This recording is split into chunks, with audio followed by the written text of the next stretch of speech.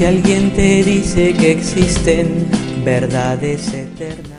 ¿Qué tal amigos? ¿Cómo están? Bienvenidos a Momentos, gracias por estar ahí. Mi invitada de hoy es Carmen Posadas, considerada por la revista Newsweek como una de las autoras más relevantes de su generación.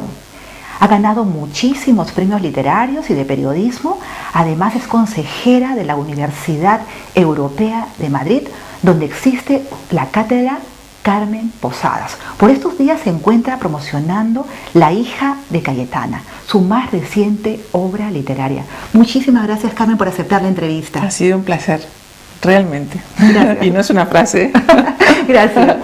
Carmen, sé que la idea para escribir La hija de Cayetana fue sugerencia de una amiga tras el intento desastroso de darle forma a una novela que estabas empeñada en sacar adelante. De inmediato viste que una historia como esa colmaría tus expectativas como narradora. Eres una autora que se deja llevar por pálpitos o analiza bien los proyectos que se le presentan. Bueno, yo en ese momento estaba como muy frágil porque había tenido que tirar una novela en la que llevaba trabajando casi un año y entonces eso es como un shock, ¿no? Es como ampútese un brazo. Bueno. y entonces llevaba mucho tiempo buscando una historia y no la encontraba. Hasta que una amiga me dijo eso, ¿tú sabías que la Duquesa de Alba, la Musa de Goya, la Maja Desnuda tenía una hija negra? Digo, no, repite porque yo creo que no entendí bien. Y entonces me pareció una historia tan fascinante y sobre todo tan olvidada. Yo creo que aquí en España hay cantidad de historias increíbles que en otros países le hubieran sacado mucho partido y habrían hecho 3 películas de Hollywood y 6 novelas y que sin embargo aquí han pasado inadvertidas. Pero tú eres muy intuitiva en cuanto a tus historias, te dejas llevar por esos pálpitos o eres muy racional, analizas muy bien qué puedes sacar o qué puedes conseguir de esas novelas, de esas historias. Bueno, yo siempre los pálpitos me da un poco de miedo porque alguna vez he tenido un pálpito y la cosa resultó fatal, así que ahora le hago poco caso a los pálpitos. Creo más bien eso que decía Edison, que la inspiración es un 1% de inspiración y 99% de sudoración. Así que yo sabía que ahí había un tema y el reto era sacarle partido, porque yo inmediatamente me di cuenta de que en realidad eran 2 novelas, porque si a una mujer le habían regalado una niña, obviamente a otra mujer le habían robado su hija. Y entonces tenía que estructurarlo como la historia de 2 madres. Por un lado la madre adoptiva y bueno, la madre adoptiva, la corte, los reyes, toda la siempre usaban todas, ¿no? Sí, toda la parte de los ricos, digamos. Y por otro lado la historia muy desconocida de la esclavitud en España. Con tu novela te has tomado muchas licencias creativas, has dejado volar tu imaginación, pero a la vez tiene un alto porcentaje de verdad, mucha investigación para no dejar cabos sueltos y sea creíble. Carmen, ¿cómo has manejado ambas partes? ¿De qué manera lograste el justo equilibrio con la ficción? Bueno, me encanta que me digas que es un justo equilibrio, porque me costó muchísimo. Mucho trabajo. Porque, claro, como te digo, que son en realidad 2 novelas que se van entrelazando. Una de ellas tenía mucha documentación, porque todo lo que tiene que ver con la Duquesa de Alba, con la corte de Carlos IV, con Godoy, con Goya, eso no solamente hay libros de historia, sino que también hay multitud de cartas y de testimonios personales que ayudan muchísimo a dar cuerpo y a resucitar una época, digamos, ¿no? Pero la parte de la esclava no encontraba documentación por ninguna parte. Es curioso porque es como si hubieran querido olvidar que hubo esclavos en la península. Todos sabemos que había esclavos en las colonias, pero que hubiera aquí en España ha quedado por completo olvidado. Así que me costó mucho y en esa parte sí tuve que utilizar mi imaginación, porque como digo, la parte de la duquesa hay cartas, o sea que si yo sabía que la duquesa había tenido una relación con Godoy, obviamente yo no estaba debajo de la cama, no sé muy bien cómo fue la conversación, pero se puede reconstruir con cartas y con testimonios. Pero en cambio la parte de la esclava Bueno, primero que no se sabe nada de esta mujer. En realidad lo único que se sabe de la hija mulata de la duquesa de Alba es que se la regalaron cuando la niña tenía meses, que vino envuelta en un turbante de esclava, y a mí eso me impresionó, porque dije, la pobre madre le dio lo único que tenía, ¿no? Se iba a desprender de su hija y le dio lo único que tenía, que era su turbante. Y entonces encontrar información sobre la presencia de esclavos aquí en España, como te digo, era muy difícil. Y como no se sabe nada de esta mujer, lo que le pasa, todas las aventuras, que son 20.000, como tú habrás visto, porque claro, imagínate una niña de 18 años sola en la península, una niña cubana encima de color. Bueno, todas esas aventuras, digamos, si no le pasaron a mi personaje, porque no se sabe nada de ella, sí le pasaron a otras mujeres en sus mismas circunstancias. Has dicho que todo lo referido a la duquesa de Alba corresponde a la realidad, tal y cual se dieron los hechos. Pero la otra parte, la que se refiere a su hija adoptiva, no. Por tanto, marchan paralelas, como bien has dicho. ¿Cuál es tu metodología?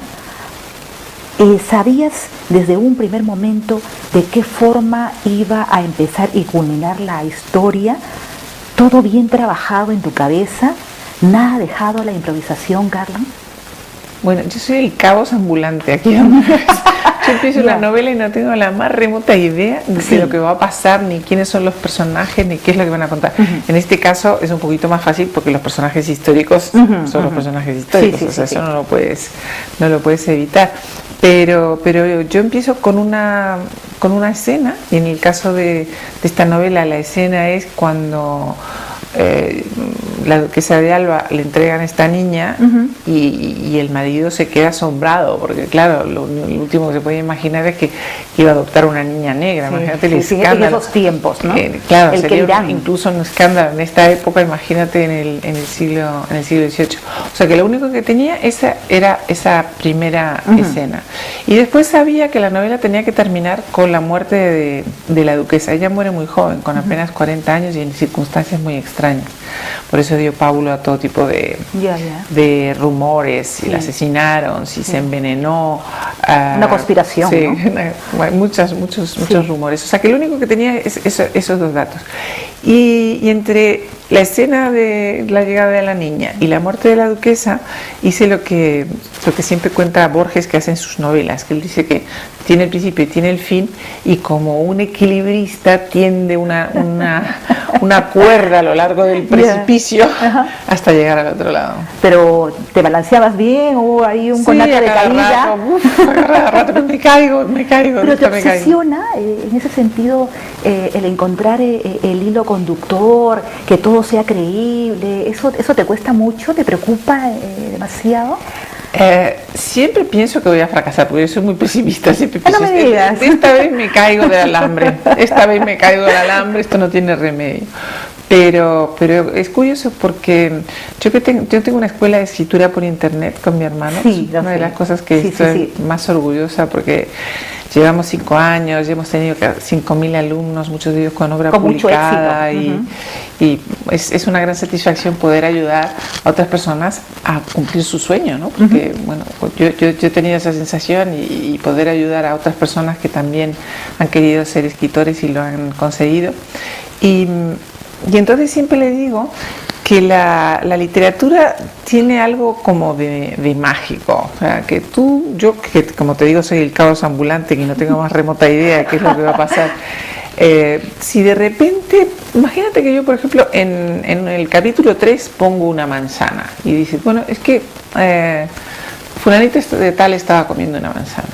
Bueno, no me preguntes por qué, pero en el capítulo 35 esa manzana va a tener algo que ver con la trama. O sea, tú ya la habías puesto, pero no sabías por qué la habías puesto.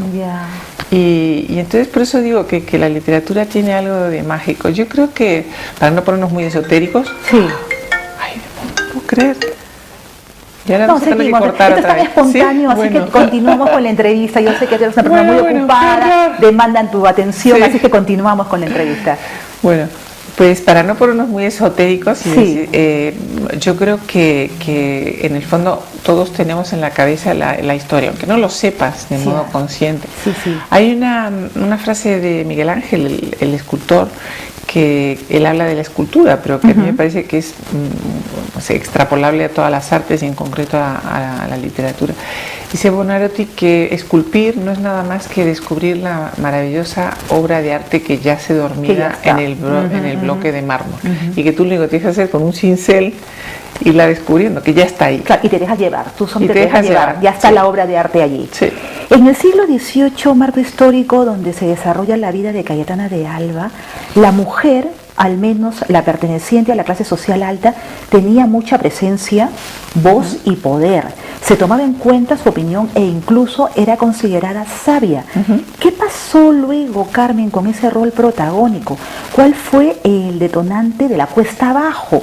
¿Y por qué no fue posible después recuperar ese sitial de privilegio? Lo que te dices es completamente cierto. En el siglo XVIII las mujeres jugaban un papel preponderante. Jugaban un papel preponderante también durante la Revolución Francesa. Grandes heroínas de esta revolución fueron mujeres. Y sin embargo, una vez que se acaba la Revolución Francesa, las mujeres vuelven a tener su papel subordinado. ¿Por qué? Bueno, porque hay que explicar que las mujeres que tenían un papel preponderante del siglo XVIII no eran todas, eran las de clase alta, obviamente, mujeres educadas y de clase alta. No, lamentablemente las mujeres que fregaban escaleras estaban igual que en el siglo XV, pero esas mujeres educadas, una vez que se acaba la Revolución Francesa, vuelven a tener ese rol subordinado. ¿Por qué? Porque la clase que llega al poder es la burguesía, y la burguesía es mucho más pacata y mucho más puritana que la clase alta. Y entonces entran los roles que de alguna manera marca la burguesía. Y entonces la mujer no volverá a tener ese rol preponderante hasta bien entrado al siglo XX. Es extraño, ¿no? Se supone que había ya una especie de logro y dejarlo ir, no luchar por ello. Es que la Revolución Francesa es un momento apasionante, porque nosotros todos los identificamos, y tú y yo que somos sudamericanas, con la modernidad, y bueno, es verdad, es el comienzo de la edad contemporánea, ¿no? Y un momento de libertad, de fraternidad, de igualdad, ¿verdad? Mucho entusiasmo. Sí. Sin embargo, también es un baño de sangre, o sea, con libertad, fraternidad y igualdad, viene la guillotina, empiezan a matar gente a mansalva, hasta tal punto que, por ejemplo, en lo que es ahora la Plaza de la Concorde en París, que es donde estaba instalada la guillotina, se obturaban las acequias, los desagües de la cantidad de sangre y de material humano que había por las ejecuciones. O sea que la Revolución Francesa hay que estudiarla en su globalidad. Es verdad que es el comienzo de la edad contemporánea, pero también es una época muy, muy sangrienta. Si bien el mestizaje con la raza negra se ve nítidamente en las que fueron las colonias de España, ¿por qué, Carmen, no hay rastro de esta mezcla de razas en territorio español? ¿No hubo predisposición a este tipo de unión? ¿Tienes alguna explicación, tú que has investigado al respecto? Eso se lo he preguntado a todos los expertos en esclavitud. Digo, pero ¿cómo es posible, por ejemplo, ¿cómo se llama? En Sevilla y todos sus aledaños llegaron una cantidad de japoneses. Bueno, hasta el día de hoy hay gente con rasgos japoneses. También llegaron en el siglo XVIII muchos colonos rubios de ojos azules que venían de Alemania a repoblar zonas olvidadas, como la Carlota, la Carolina, todo eso. Y quedan rastros de personas rubias de ojos azules. ¿Cómo es posible que no quedaran rastros de esta población, que era muy importante? Porque date cuenta que cuando Cervantes escribe en el siglo XVII, un poco antes de mi novela, habla de Sevilla y lo llama el damero de Europa, porque había de 10 a 15% de la población de color. Es enorme, es muy, muy grande. ¿Qué fue de esta gente? Bueno, entonces las explicaciones que me dan no me convencen demasiado. Unas personas dicen que como no podían mezclarse con otras razas, pues se acabaron mezclando con los gitanos y que están confundidas esas dos razas, que es posible, porque lo que sí es cierto es que el flamenco, se han hecho estudios musicológicos sobre el flamenco y los ritmos africanos y los ritmos gitanos coinciden absolutamente, o sea que alguna parte de verdad hay por ahí. Pero de todas maneras es raro que no queden más personas con este tipo de fisonomía. Ahora que estuve en Cuba, estuve hablando también, a ver si encontraba a mi mulatita por ahí, que no la encontré, y me dijeron una cosa muy interesante. Me dijeron que si se casa un blanco con una persona negra, la primera generación sale un mulato, por tanto parece que domina la raza negra. Un café con leche. Pero si ese café con leche se casa con una blanca y se vuelve a casar con una blanca, al final son todos blancos. O sea que la raza que parece que es muy dominante al principio, al final se diluye. Sí, eso me lo han contado en Cuba. Yo siempre he sabido eso, ¿no? De que es muy fuerte y que se impone. Da la impresión porque la primera vez sale, no sé, Obama, por ejemplo, la gente dice que es negro. Obama no es negro, Obama es mulato. ¿No? Pero hay que hacer un estudio, tienes que seguir por esa línea, Carmen.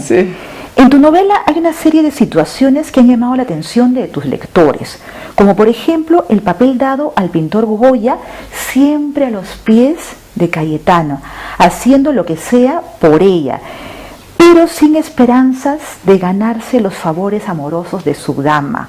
Sin duda lo dejas un poco mal parado, Carmen, pues todos tenemos una imagen de él. ¿Cuál es la verdad?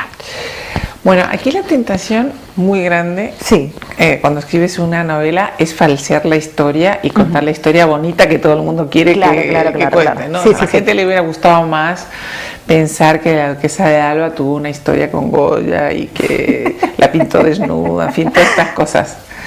La verdad no es esa. Entonces, bueno, sin embargo, Goya dejó todas las pistas para que nosotros pensáramos que sí había tenido una relación muy íntima con la duquesa. Por un lado está la maja desnuda, por otro lado están una cantidad de dibujos que él hizo, porque cuando ella se queda viuda, Goya se va con la duquesa de Alba a Sanlúcar de Barrameda, un palacio que ella tiene ahí, y entonces, bueno, pasan viviendo juntos, cada uno en su cuarto se supone, pero bueno. A lo mejor guardiaba. Y ahí Goya pinta unas escenas muy íntimas de la duquesa. Hay una escena, por ejemplo, que es una puerta entreabierta y se ve a la duquesa tumbada en una cama y hay una criada que está sacando debajo de la cama un orinal. Es una escena bastante íntima. Hay otra escena en la que está la duquesa de Alba en camisón y se está como atusando los pelos, como recién levantada. Entonces Goya dejó todas las pistas para que nosotros creyéramos que en efecto había tenido una relación. No te voy a contar cuál es mi versión, porque si hago spoiler con la novela, sí, por supuesto. Pero lo que sí quiero decir es que lo que se cuenta en la novela sobre la relación es estrictamente cierto. Carmen, ¿te conmovió desde el primer instante el hecho de que una niña fuera arrebatada de los brazos de su madre para dárselos a otra? Que el fin no justifica los medios y que en estos casos tampoco es válido el argumento por su futuro mejor, ¿no? Por algo mejor para ella. Es algo aún vigente en nuestros días. Parejas que no pueden ser padres compran niños, ¿no? Aprovechándose de la desesperación de las familias que no tienen recursos para alimentar a sus vástagos, Carmen. Sí, es tremendo. Eso, como dicen los franceses, cuanto más cambia el mundo, más se parece a lo que era antes. ¿No? Entonces todos decimos, no, qué brutal que la duquesa de Alba le regalaran una niñita. Bueno, primero que hay que ponerse en el contexto histórico. Cuando uno cuenta una historia, tú no puedes juzgar el siglo XVIII con ojos del siglo XX, ¿no? Entonces hay que decir que era muy común en aquella época regalar a las señoras importantes, como quien regala un gatito o una muñeca, regalarle, ¿no?, una niñita esclava. Me gustaría hacer hincapié en que yo hablo mucho de negra y lo hago a propósito, porque nosotros en Uruguay, que tenemos muchas personas de color, llamarle negro a alguien no es ofensivo, sino incluso es simpático. Por ejemplo, a mí de niña me llamaban la negrita, siempre fui la negrita porque basta que tengas el pelo oscuro para que sea así. O sea que ahora estamos todos con lo políticamente correcto y hay que decir afroamericano, es un punto muy pesado. A mí me parece que la palabra negro es una palabra bonita. Por depende eso de cómo se diga, ¿no? Depende de cómo se pronuncie. Depende del contexto, exactamente. Otro aspecto que hace atractiva tu novela es que muestras a través de tu narrativa el nacimiento del periodismo, Carmen, tal como se concibe ahora, y la distribución del Parlamento en sectores de izquierdas y derechas, que hoy nos sirven para denominar a tales o cuales ideologías o tendencias. ¿Nos explicas un poco más al respecto? ¿Qué te parece? Sí, en el siglo XVIII, todo eso que hablábamos antes de la Revolución Francesa y que es la explosión, la llegada de un nuevo estrato social al poder, etcétera, ve el nacimiento del periodismo tal como lo entendemos ahora, ¿no? Y muchos de los revolucionarios eran periodistas. Sin ir más lejos, a lo mejor tú te acuerdas de este personaje de Marat, que es el que muere en la bañera apuñalado por Carlota Corday. Ese es un ser horrendo, un ser espantoso, que se dedicaba a insultar y a calumniar a todo el mundo. Y en la asamblea, en la asamblea de Francia, ahí donde empieza todo lo que la parte parlamentaria latina, por lo menos tal como la entendemos, la Cámara estaba dividida en la derecha y en la izquierda. Físicamente, o sea, había una gente que se sentaba a la derecha y una gente que se sentaba a la izquierda. Y la gente que se sentaba a la derecha tenía un tinte más conservador y por eso lo llamaban derechas, y los que estaban a la izquierda tenían un tinte más libertario y por eso lo llamaban de izquierda. Y por encima de eso estaba la montaña, que es donde estaba este Marat, que era un tipo terrible, que era el que insultaba y señalaba para que los mataran y cosas por el estilo, ¿no? Y entonces yo he querido poner en mi novela un personaje que es Hermógenes Pavía, que es el prototipo de lo que era un periodista en aquella época. Entonces él perpetra un pasquín que se llama el impertinente y que cuenta todo tipo de intimidades, unas que son verdad y otras que son completamente mentira de la clase alta, ¿no? Y como siempre pasaba, estaba invitado a todos lados. Pero ¿cómo lo invitaban? A la gente le gusta el chisme. Un tipo tan asqueroso, bueno, se codeaba con lo mejor de la sociedad. Y entonces en la novela a mí me ha servido para contar determinadas escenas, cómo las retrataba ese tipo de prensa, que era muy importante en la época. También nos cuentas en La hija de Cayetana sobre la aparición e importancia que las clases privilegiadas le otorgaban al chocolate, que incluso compartían con su mascota de moda, ¿no? Loros, el loro. Y la aparición de los chichideos, ¿no? Que entiendo eran como una especie de gigolos de la época, ¿no? Los cuales se pegaban a las damas de la corte para obtener ventajas sociales, entre otras bollerías. Sin duda has construido un universo sustancioso, Carmen. Bueno, otra cosa que yo les recomiendo a mis alumnos cuando hablamos de cómo se construye una novela histórica, les digo algo que yo aprendí hace muchos años de un escritor inglés que se llama James Boswell. James Boswell no es muy conocido en nuestros países, pero en lengua anglosajona está considerado el mejor escritor de biografías que ha existido nunca. Y decía Boswell que si uno va a escribir una novela histórica tiene que prestar tanto atención a la historia con mayúscula como a lo que los franceses llaman la petite histoire, que son todas las anécdotas, todas las curiosidades, todos los cotidianos, cómo iba a vestir la gente, qué comía, etcétera. Y decía Boswell que, por ejemplo, si uno va a hablar de Julio César, es muy importante decir que era calvo, por eso le gustaba tanto la corona de laureles y conquistó el mundo. Así que si tú desde lo pequeño, de lo más anecdótico, parece una frivolidad. Dices, ¿qué más da que Julio César sea calvo, ¿no?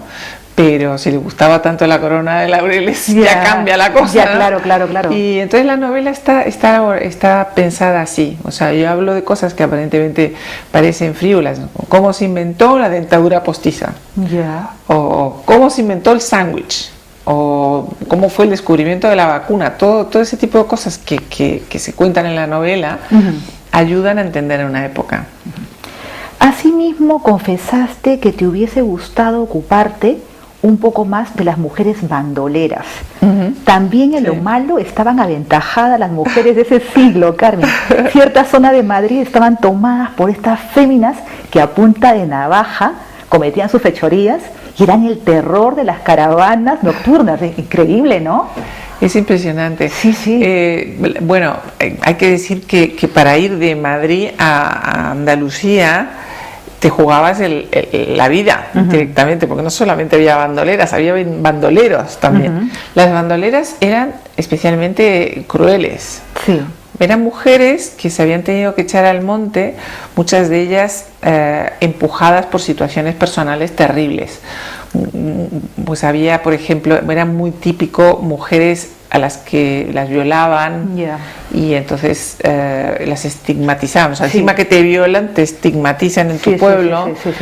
O mujeres que, por ejemplo, pues habían quedado embarazadas o con situaciones personales muy difíciles, y entonces ellas se echan al monte y ahí se juntan y empiezan a vivir de lo que roban en los caminos, y se hacen, bueno, pues un tipo de vida que no es que sea muy recomendable, pero las empujaron, las empujaron a eso. Por las circunstancias, sí. Tus lectores suelen preguntarte sobre las semejanzas y diferencias entre la Cayetana de Alba del siglo XVIII y la que tuvimos oportunidad de conocer hasta hace poco. Muchos creen ver semejanzas en su look, ciertos aspectos de su carácter, etc. Sin embargo, has aclarado que no existe vínculo genético entre ambas, ¿no? Que su tronco familiar es otro, aunque hayan llevado el mismo título. Por favor, cuéntanos un poco más. Bueno, la duquesa de Alba, mi duquesa de Alba, no podía tener hijos. Esa es una de las razones por las que se encariña tanto con María de la Luz. Ella había intentado tener hijos y no había podido. Así que ahí se extingue la rama Álvarez de Toledo de la Casa de Alba. Y los títulos, que por cierto, a la duquesa de Alba, como había adoptado a esta niña, le dejó una herencia bastante importante. No le pudo dejar los títulos, que eso sí que hubiera sido muy llamativo, ¿no?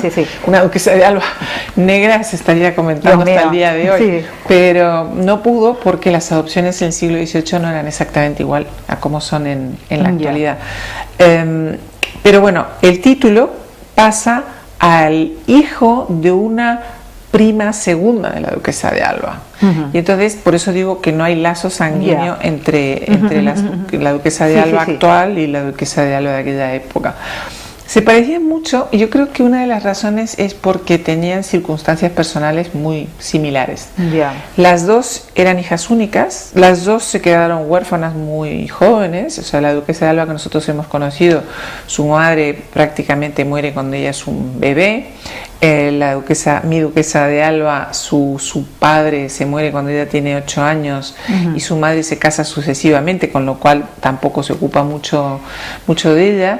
Las dos heredan mucho dinero y unos títulos impresionantes, y las dos por tanto pertenecen a la única estirpe de mujeres libres que ha conocido la historia hasta bien entrado el siglo XX, que eran las mujeres que o bien eran muy poderosas o muy ricas, pero tenían que hacerlo a título personal. O sea, no te servía de nada tener un padre rico o un marido poderoso, tenías que ser tú dueña de la fortuna, ¿no? Y en el caso de ellas dos así era, y entonces bueno, pues eran muy libres y muy, por un lado, se parecen en el sentido de que las dos eran aparentemente caprichosas, frívolas, les gustaban las mismas cosas, a las dos les gustaban los toros, les gustaba el teatro, les gustaba la música, todo ese tipo de cosas. Pero por otro lado también eran mujeres muy generosas. La duquesa mía, digámoslo lo demostró adoptando a esta niña y en otras muchas circunstancias. De hecho, cuando muere hubo como un duelo nacional, la gente la adoraba, vinieron todos, la gente llorando a su entierro, etcétera, porque había sido muy generosa con todo el mundo. Y la duquesa de Alba, la que nosotros también, hemos conocido, la lloraron muchísimo. Sí. La Casa de Alba estuvo al tanto de tu proyecto, te apoyó en tu labor, tuviste necesidad de algún permiso para ponerlo en marcha o quizá de la aprobación después de ser publicada o antes de ser publicada. Pues mira, yo la primera persona a la que llamé cuando decidí que iba a escribir esta novela fue a Carlos Alba, el actual duque, que bueno, lo conozco desde hace mucho tiempo y tengo buena relación, y entonces le dije que si me podía ayudar. Yo sobre todo tenía mucho interés en ver el testamento de la duquesa de Alba, para saber si era cierto que le había dejado a esta niña una herencia y una renta vitalicia. Y entonces él me ayudó mucho. Me permitió ver todos los archivos, hablar con el conservador, etcétera, etcétera. Y luego cuando terminé la novela se la mandé un poco temblorosa, porque basta que tú le escribas una novela sobre un pariente a alguien para que no le guste, ¿no? Claro, generalmente ocurre eso, no están de acuerdo. Preocupadísima. Pero tardó un poco en contestarme, con lo cual me hizo pasar un mal rato, pero después me llamó, me dijo que le había encantado, vino a la presentación del libro, así que yo le estoy muy agradecida. Carmen, eres una escritora que tras la publicación de una obra no vuelve otra vez a ella. Jamás lees tus libros publicados, ¿eso es cierto? Pues mira, era cierto hasta hace 2 semanas, porque tengo, bueno, ahora hay posibilidad, vamos a tocar madera que no se estropee, posibilidad de llevar al cine varias de mis novelas. Ay, mira, qué interesante. Y entonces, pero no quiero hablar de eso porque me da no te voy a preguntar sobre eso. Pero entonces, como ya se han comprado los derechos de 2 de ellas, la persona que me pidió, que me ha hecho la gestión, me dijo que si tenía alguna otra novela y que por qué no le hacía una pequeña síntesis de una en concreto que se llama El buen sirviente. Y entonces ahí tuve que con terror volver a leer la novela porque hacía mucho tiempo que había escrito y había partes que no me acordaba. Así que ha sido como una experiencia muy rara. Pero todo bien, ¿no? ¿No sentiste algún tipo de remordimiento o arrepentimiento? Pues mira, yo me escribí bastante bien yo entonces. Eres muy crítica contigo, ¿no? Sí, horrible. Siempre pienso ¿Sufres que todo mucho? Sí. A ver, sueles dejar a modo lúdico en tus sombras lo que denominas piedritas de pulgarcito. ¿En qué consiste y por qué lo haces, Carmen? Pues mira, las piedras de pulgarcito tengo de distintos tipos de piedras. Una piedra es esto que te digo, ¿no? Que si yo pongo una manzana, exacto, la manzana, más adelante esa manzana tiene que tener alguna función en la novela. Pero después hay otras piedras de pulgarcito para los lectores más literarios o más cómplices. O sea, por ejemplo, se habla del fantasma de la ópera. Y entonces, porque hay una escena en la que uno de los personajes se cae en el teatro y no sé cuánto, y Hermógenes Pavía dice, bueno, ocurrió una cosa parecida en París, y en París se sabe que hay un fantasma de la ópera. En ese momento, o sea, en el siglo XVIII, la novela del fantasma de la ópera no estaba escrita. Entonces yo lo que digo es, esta historia del fantasma de la ópera es tan buena que alguien debería escribir algún día una novela. Entonces lo dejo, ¿sabes? O por ejemplo, con Hermógenes Pavía también hay un momento dado que él se empieza a emborrachar con champagne rosé. Y este champagne rosé, la inventora es la viuda Clicquot. Hay un champagne ahora que se llama Veuve Clicquot. Y entonces, en ese momento, la señora Clicquot no era viuda, era la señora Clicquot. Pero Hermógenes Pavía se engancha una melopea tan brutal que dice, le voy a desear lo peor a la señora Clicquot, que se quede viuda, porque las viudas no tienen nada que hacer en el mundo, las mandan así. Y fíjate que luego se convirtió. O sea, que dejo esas piedritas por si, ¿sabes? Hay algunos lectores que se dan cuenta. Invitas a la búsqueda, ¿no? A la investigación. Sí. Carmen, aclaraste a la presentadora de un encuentro literario hace algún tiempo que no eres periodista. Cuando ella se disculpó, de no serlo a la hora de tomar la batuta para las preguntas en el acto. ¿Cómo se entiende esto si has sido ganadora del premio Camilo José Cela de periodismo en el 2011 y premio iberoamericano Rey de España de periodismo hace poco? ¿Cuál es el tipo de periodismo que has planteado y sigues practicando?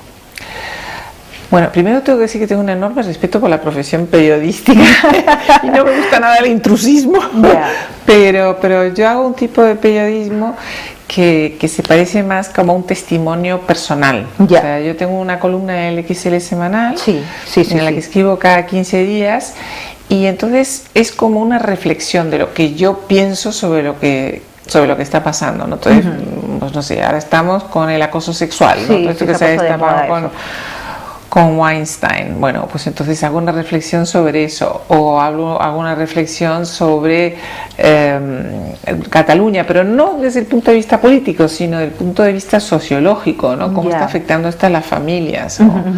Así que a mí lo que me interesa en todo, tanto en periodismo como en literatura, es el factor humano. Exacto, eso se percibe. Y es siempre lo que procuro. Y otra cosa que procuro es simplemente que mis artículos tengan sentido común, nada más. Y entonces debe ser muy raro esto del sentido común, porque todo el mundo me lo agradece mucho. Tan común. Sí, todo el mundo me lo agradece mucho. Carmen, ¿te reafirmas en que a determinada edad es más fácil escribir sobre el pasado? ¿Con esto quizá barajas la posibilidad del retiro en algún momento? Bueno, yo lo que me he dado cuenta es que a medida que vas cumpliendo años, uno, o por lo menos en mi caso, yo ya no soy testigo de mi época. Si yo hago un personaje que es una niña de 17 años, posiblemente sea un estereotipo, o sea la visión de una mujer de 64 de una niña. O sea, no es como si imagínate que yo quiero escribir una novela de una niña de 16 años. Es que sería un error por mi parte, ¿no? Porque yo no me puedo meter en la piel de esa persona.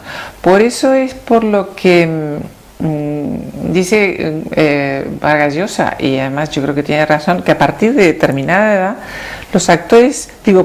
los escritores tienen que hablar del pasado, porque tú no eres testigo de tu época. Por mucho que intentes, por mucho que estés al día, es más fácil hablar o bien de mi generación, de cuando yo era joven, o irme directamente al siglo XII. Pero hablar de lo que siente, de lo que está pasando a tu alrededor, corres grave peligro de no conectar. Y lo peor que le puede pasar a un escritor es no conectar con su tiempo. ¿Te ha costado mucho en tu condición de mujer ganar un sitio dentro de la literatura? Sin embargo, tu lucha continúa y hoy trabajas con la misma fuerza, pero por permanecer, Carmen. ¿Esto lo notas mucho a la hora de promocionar un nuevo libro? Bueno, es verdad que a mí me costó muchísimo porque yo debo ser la antítesis de la imagen que tiene la gente de una escritora.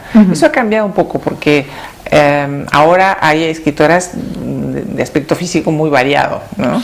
Pero cuando yo empecé, el prototipo de escritora era una señora que usaba unas faldas muy largas, que se dejaba el pelo blanco, que usaba boina, porque estaba de moda Carmen Martín Gaite y todas usaban boina.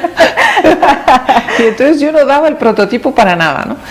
Y me acuerdo que me venía a hacer una entrevista y me preguntaban, bueno, ¿y tú cuando escribes? Porque vas a muchos cócteles. Y yo decía, bueno, primero, no me gustan nada los cócteles, pero segundo, si ese fuera el criterio, ¿qué pasaría con Proust, que se pasaba la vida en fiestas? O con Truman Capote, que mataba por un cóctel. O sea, que si los cócteles invalidan a uno para escribir, entonces te estás cargando la mitad de los buenos escritores de este mundo. Me costó mucho que me tomaran en serio, pero me divirtió mucho la pelea, ¿sabes?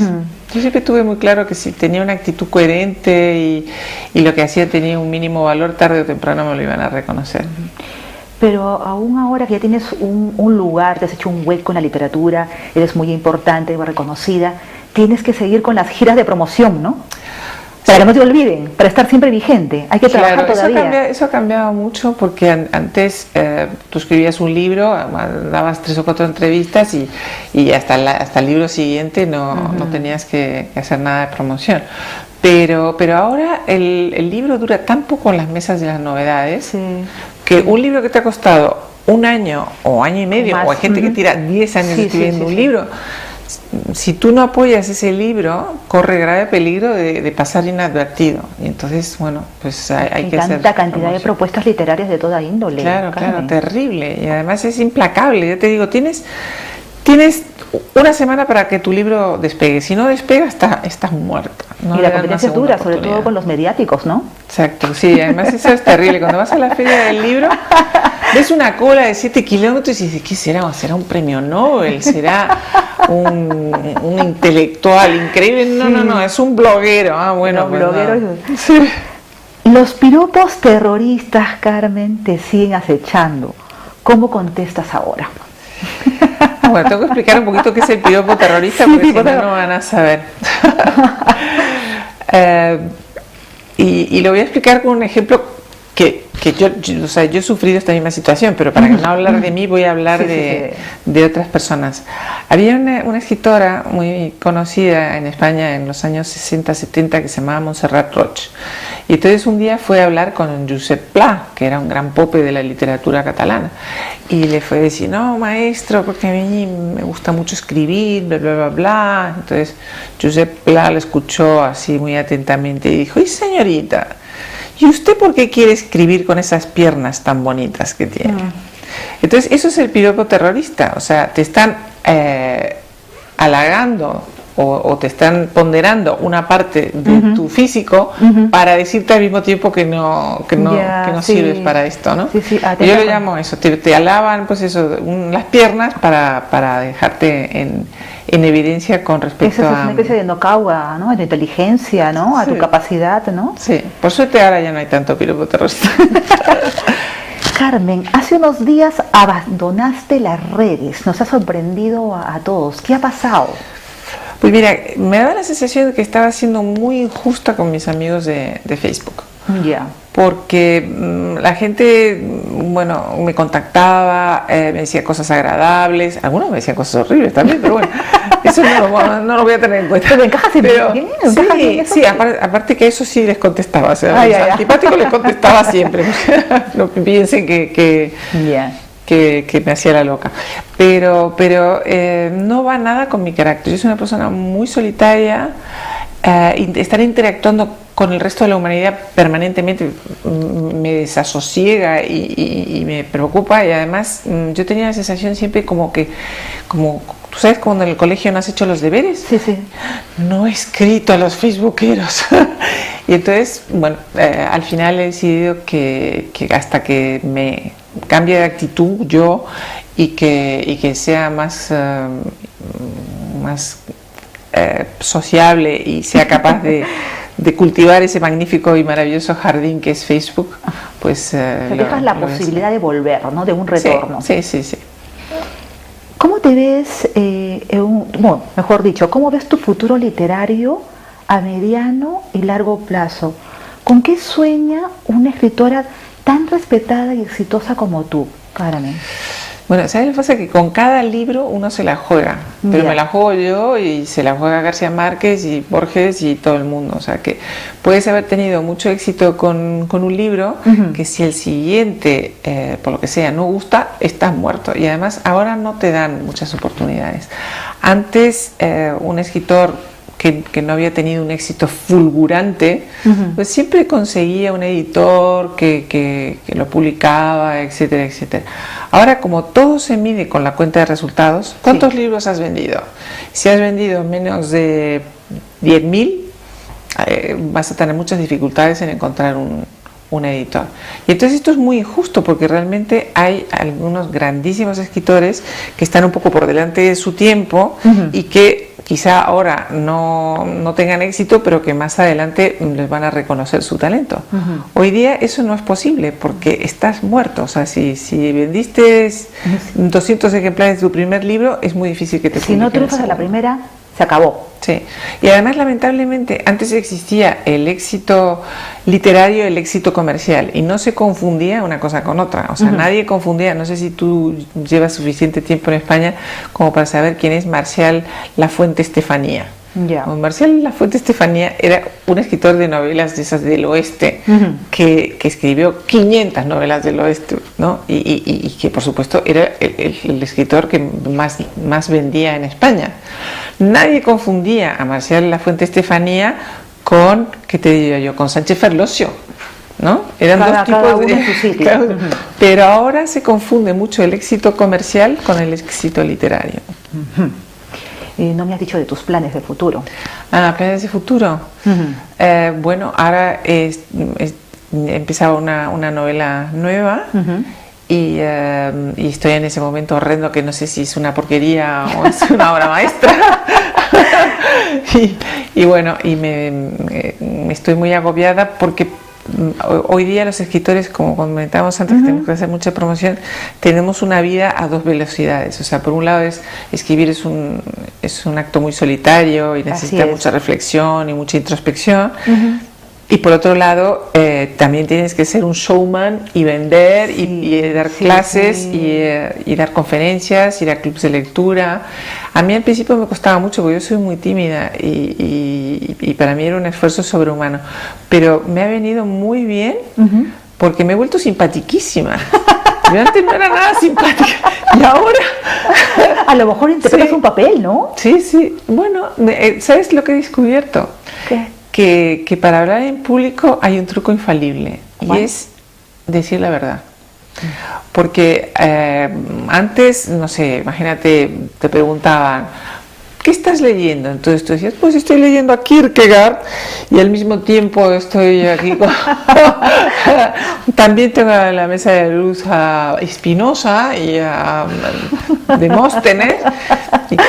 ¿No? Tenías que mentir y hacerte lo interesante, ¿no? Y entonces, bueno, pues a mí cuando me hacen esta pregunta, pues cuento la verdad, y yo como leo absolutamente de todo. Autoayuda también.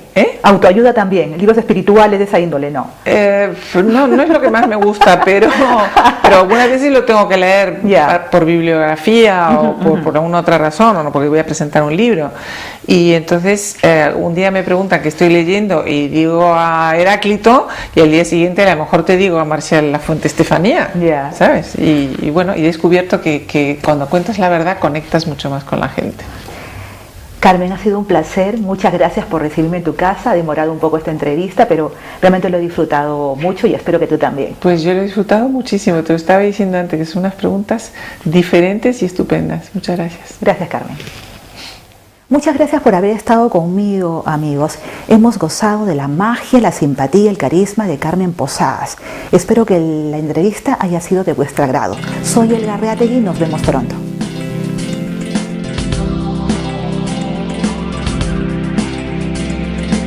Si alguien te dice que existen verdades eternas, hombres infalibles, no le creas, no le creas, no le creas.